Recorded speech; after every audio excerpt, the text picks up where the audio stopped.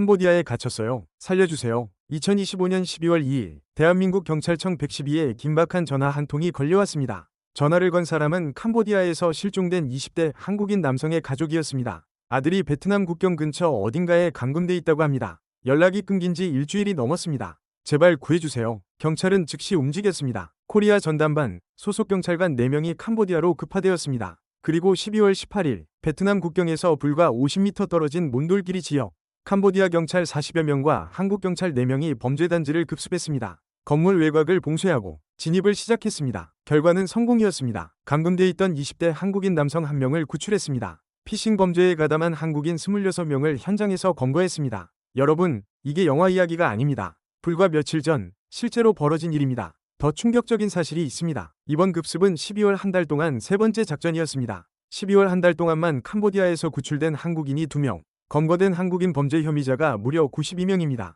92명이요. 한 달 만에 한국인 92명이 해외 범죄단지에서 붙잡힌 겁니다. 도대체 캄보디아에서 무슨 일이 벌어지고 있는 걸까요? 왜 이렇게 많은 한국인들이 범죄단지에 갇혀 있는 걸까요? 그리고 이 일이 우리 가족과 무슨 상관이 있을까요?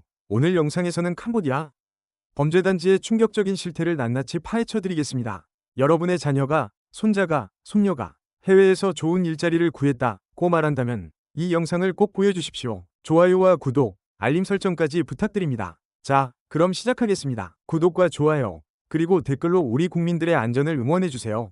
그로부터 몇 년 전 캄보디아 시아누크빌이라는 도시가 있습니다. 수도 프놈펜에서 약 230km 떨어진 해안 도시입니다. 원래 이곳은 아름다운 해변으로 유명한 관광지였습니다. 그런데 2010년대 후반 이곳에 변화가 시작됐습니다. 중국의 1대1로 정책으로 대규모 자본이 유입됐습니다. 카지노와 리조트가 우후죽순 생겨났습니다. 그러다 코로나19가 터졌습니다. 관광객이 사라졌습니다. 텅 빈 카지노와 리조트, 공사가 중단된 고층 건물들, 이것을 누가 노렸을까요? 바로 중국 범죄 조직들이었습니다. 중국 정부가 자국 내 사마패 등 범죄 조직을 강력 단속하자 이들은 규제가 약하고 부패가 만연한 캄보디아로 도망쳤습니다. 그리고 텅 빈 건물들을 통째로 임대했습니다. 이것이 바로 범죄단지의 시작입니다. 현지에서는 웬치라고 부릅니다. 국제엠네스티의 2025년 보고서에 따르면 캄보디아 전국에 최소 53개의 범죄단지가 존재합니다. 정부의 수사 발표에도 불구하고 실제로 폐쇄된 곳은 단 2곳에 불과합니다. 이 범죄단지는 어떻게 생겼을까요? 높은 콘크리트 벽이 둘러싸고 있습니다.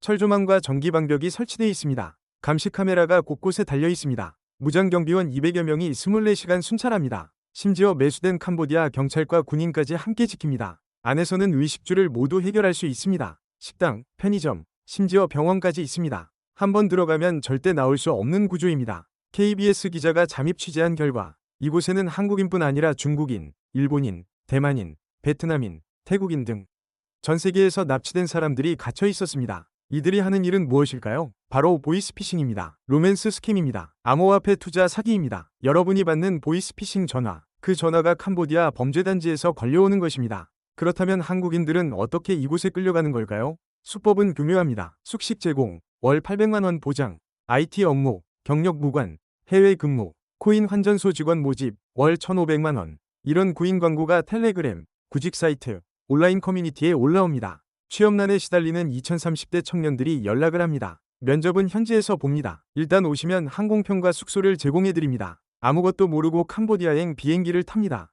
공항에 도착하면 누군가 마중을 나와 있습니다. 차를 타고 이동합니다. 목적지에 도착하는 순간 여권을 빼앗깁니다. 휴대전화를 빼앗깁니다. 통장도 빼앗깁니다. 신고해봤자 소용없어. 안전하게 집에 가고 싶으면 가만히 있어. 이렇게 범죄단지에 갇히게 됩니다. 그 다음은 지옥입니다. 하루 12시간 이상 강제노동, 보이스피싱 대본을 외워야 합니다. 로맨스 스캠 메시지를 보내야 합니다. 월 최소 4,200만 원의 사기 할당량을 채워야 합니다. 할당량을 못 채우면 구타당합니다. 전기 충격기로 고문당합니다. 쇠파이프로 맞습니다. 반항하면 다른 범죄 조직에 팔려갑니다. 노예처럼 거래됩니다. 가족에게 돈을 요구하는 전화가 갑니다. 5천만 원을 보내면 풀어주겠다. 보내도 풀어주지 않습니다. 더 요구합니다. 올해 8월 경북 예천 출신 20대 대학생 방호 씨.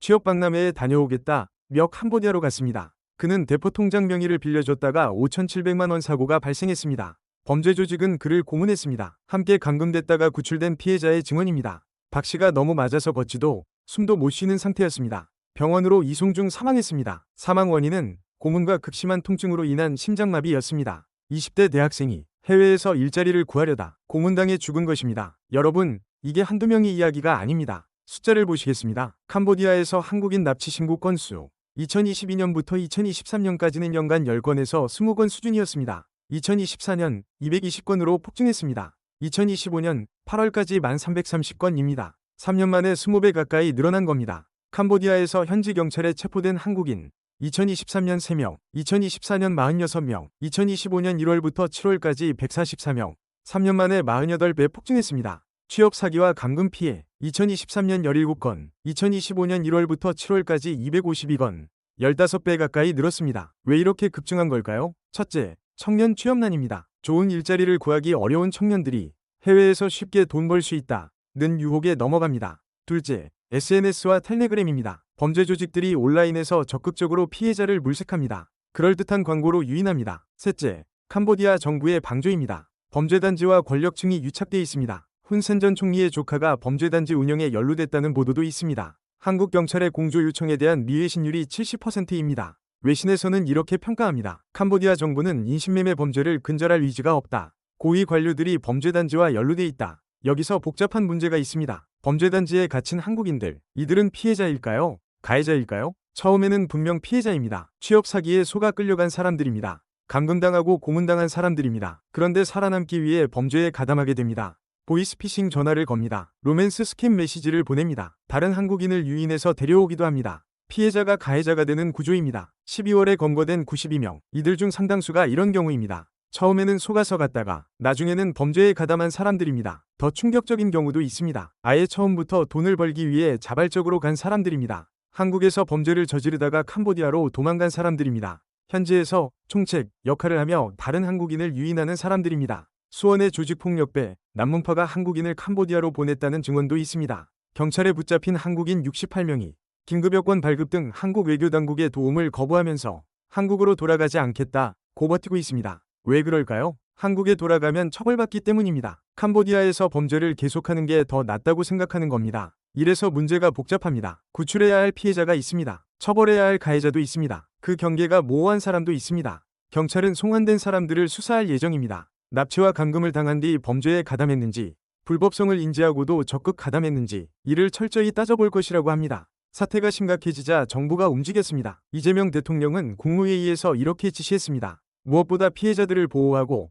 사건에 연루된 한국인들을 신속하게 국내로 송환해야 합니다. 가용자원을 총동원해서 신속하고 정확하고 확실하게 대응해 주십시오. 정부는 여러 조치를 취했습니다. 첫째, 여행 경보를 강화했습니다. 캄보디아 프놈펜은 여행자제 단계로 격상, 시아누크빌, 보코산, 바벳 등에는 특별여행주의보 발령, 캄포주 보코산 지역, 포이페시 등은 여행금지 지역으로 지정. 둘째, 코리아 전담반을 설치했습니다. 한국 경찰 7명과 캄보디아 경찰이 합동으로 근무합니다. 캄보디아 프놈펜에 상주하면서 범죄단지 단속을 합니다. 코리아 전담반의 성과가 나오고 있습니다. 12월 9일 시아누크빌 범죄단지 급습, 경찰 특공대 100여 명 동원, 한국인 51명 검거, 고문당하던 20대 남성 1명 구출. 12월 18일 몬돌끼리 범죄단지 급습, 현지 경찰 40여 명 투입, 한국인 26명 검거, 감금된 20대 남성 1명 구출. 12월 한 달 동안 총 92명 검거, 2명 구출. 이재명 대통령은 SNS에 이렇게 적었습니다. 낯선 땅의 위험하고 열악한 여건 속에서도 임무를 완수한 경찰관 여러분께 깊은 감사를 전합니다. 앞으로도 온라인 스캠과 보이스피싱을 비롯한 국제조직범죄를 뿌리 뽑기 위해 각국 법 집행기관과의 공조를 한층 강화하겠습니다. 셋째, 영사 인력을 증원합니다. 외교부는 영사 인력을 40여 명 늘릴 계획입니다. 그러나 한계도 있습니다. 캄보디아 경찰과 군이 범죄단지에 매수돼 있습니다. 공조 요청에 대한 미외신율이 70%입니다. 범죄단지가 단속을 피해 라오스나 미얀마로 이동하고 있습니다. 심지어 캄보디아 정부는 적반하장으로 나옵니다. 한국인 피해자를 돌려보내려면 한국의 망명 중인 캄보디아 민주화 운동가를 내놓으라. 이런 요구를 하고 있습니다. 여러분, 이 사태는 남의 일이 아닙니다. 여러분의 자녀가, 여러분의 손자가, 손녀가 언제든 피해자가 될 수 있습니다. 어떻게 예방할 수 있을까요? 첫째, 비현실적인 조건의 해외 취업 광고를 경계하세요. 숙식 제공, 월 800만 원 보장, 경력 무관, IT 업무, 해외 근무. 이런 광고는 99% 사기입니다. 세상에 공짜는 없습니다. 쉽게 큰돈을 벌 수 있다는 말은 거짓말입니다. 둘째, 텔레그램이나 SNS를 통한 구인 연락을 의심하세요. 정상적인 회사는 텔레그램으로 채용하지 않습니다. 개인 연락처로 먼저 연락해 오는 것은 수상합니다. 셋째, 해외로 출국하기 전에 가족에게 반드시 알리세요. 어디로 가는지, 누구를 만나는지, 연락처는 무엇인지 모든 정보를 공유하세요. 만약의 경우에 대비해야 합니다. 넷째, 캄보디아, 라오스, 미얀마 국경 지역은 피하세요. 현재 캄보디아 일부 지역은 여행 금지입니다. 이곳에 가면 안 됩니다. 꼭 가야 한다면 외교부 해외안전여행 사이트에서 정보를 확인하세요. 다섯째, 이상한 낌새가 보이면 즉시 신고하세요. 가족이 해외에서 연락이 안 된다면, 갑자기 돈을 요구한다면, 이상한 메시지를 보낸다면 즉시 112에 신고하세요. 외교부 영사콜센터 02-3210-0404로 연락하세요. 빠른 신고가 생명을 살립니다. 12월에 구출된 2명의 한국인, 모두 가족의 신속한 신고 덕분에 살아 돌아올 수 있었습니다. 여섯째, 보이스피싱에 속지 마세요. 캄보디아 범죄단지에서 걸려오는 전화입니다. 우리가 보이스피싱에 당하면 그 돈이 범죄 조직으로 갑니다. 범죄 조직은 더 많은 한국인을 납치합니다. 보이스피싱을 막는 것이 범죄단지를 말리는 방법이기도 합니다. 여러분, 지금까지 캄보디아 범죄단지의 실태를 살펴보았습니다. 정리해드리겠습니다. 캄보디아에는 최소 53개의 범죄단지가 존재합니다. 이곳에서 보이스피싱, 로맨스 스캠 등 사기 범죄가 벌어집니다. 한국인들이 취업 사기에 속아 끌려가 감금되고 있습니다. 한국인 납치 신고가 3년 만에 20배 폭증했습니다. 올해만 8월까지 330건의 신고가 접수됐습니다. 20대 대학생이 고문당해 사망하는 일도 벌어졌습니다. 정부는 코리아 전담반을 설치해 대응하고 있습니다. 12월 한 달간 92명을 검거하고 2명을 구출했습니다. 그러나 캄보디아 정부의 방조와 부패로 한계가 있습니다. 이 사태는 청년 취업난의 어두운 그림자이기도 합니다. 좋은 일자리를 구하지 못한 청년들이 해외에서 쉽게 돈 벌 수 있다는 유혹에 넘어갑니다. 비현실적인 조건을 제시하는 해외 취업 광고는 사기입니다. 가족이 해외에서 연락이 안 되면 즉시 신고하세요. 무엇보다 중요한 것은 우리 가족에게 이 사실을 알리는 것입니다. 자녀에게, 손자에게, 손녀에게 해외 취업 사기를 조심해라. 캄보디아, 라오스, 미얀마 국경 지역은 위험하다. 이상한 연락이 오면 절대 응하지 마라. 이 말을 꼭 해주십시오. 여러분, 보이스피싱 전화를 받을 때마다 생각해 주십시오. 그 전화 저편에 범죄단지에 감금되어 강제로 전화를 거는 한국인이 있을 수 있습니다. 우리가 보이스피싱에 당하지 않는 것이, 범죄 조직의 자금줄을 끊는 것이 더 이상의 피해자가 생기지 않게 하는 방법입니다. 오늘 영상이 도움이 되셨다면 구독과 좋아요 부탁드립니다. 댓글로 여러분의 의견도 남겨주세요. 정부의 대응이 충분하다고 생각하시나요? 캄보디아 범죄단지 문제, 어떻게 해결해야 할까요? 여러분의 생각을 듣고 싶습니다. 알림 설정까지 해주시면 새로운 소식을 가장 먼저 받아보실 수 있습니다. 지금까지 시청해주셔서 감사합니다.